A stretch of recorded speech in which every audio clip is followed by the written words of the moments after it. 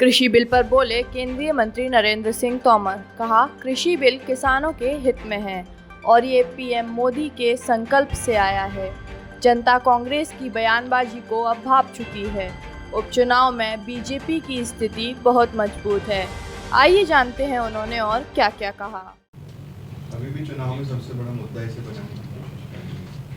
देखो, कृषि सुधार बिल किसानों के जीवन में अभूतपूर्व बदलाव लाने वाले हैं।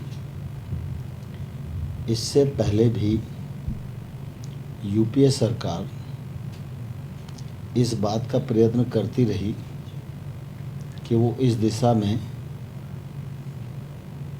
काम करे, लेकिन कुछ लोगों के दबाव में यूपीए सरकार हिम्मत नहीं कर पाई। नरेंद्र मोदी जी की सरकार किसान हितैषी है।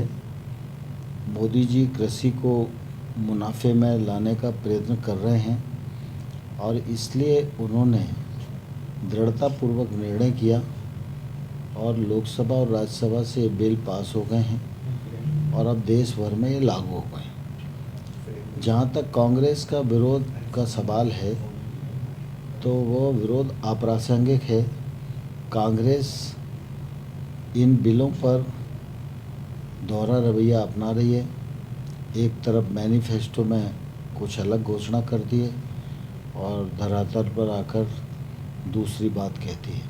कांग्रेस को दो मुही राजनीति से बाज आना चाहिए और जो कृषि सुधार बिल हैं इनका समर्थन करना चाहिए। कांग्रेस के इस आंदोलन में देश भर का कोई भी किसान उनसे नहीं जुड़ा है और भारत सरकार और नरेंद्र मोदी का नेतृत्व किसानों के लिए है, कांग्रेस के लिए नहीं है। ये कांग्रेस को समझना चाहिए।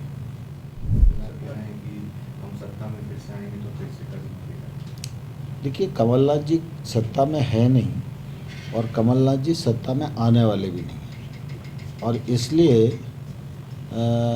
कमलनाथ जी जब पिछले बार चुनाव लड़े थे तब भी उन्होंने कर्ज माफ़ी का वायदा किया था।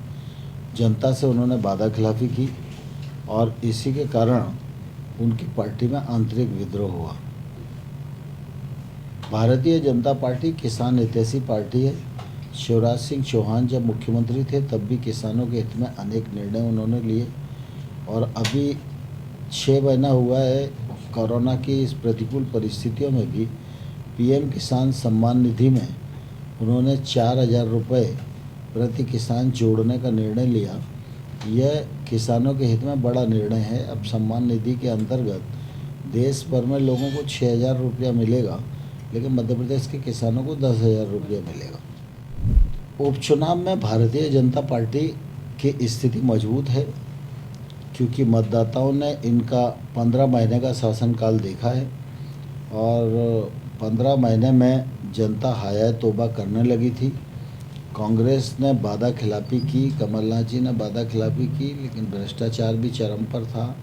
प्रदेश में अराजक स्थितियां पैदा हो गई थी। सब जगह श्यामला हिल्स से लेकर और नीचे तक जो है लूट मार की स्थिति पैदा हो गई थी और जनता ये जानती है कि भारतीय जनता पार्टी और विकास ये एक दूसरे के पर्याय हैं और इसलिए जनता का आशीर्वाद इस बार चुनाव में हमें मिलेगा और सभी सीटों पर भारतीय जनता पार्टी विजय प्राप्त करेगी।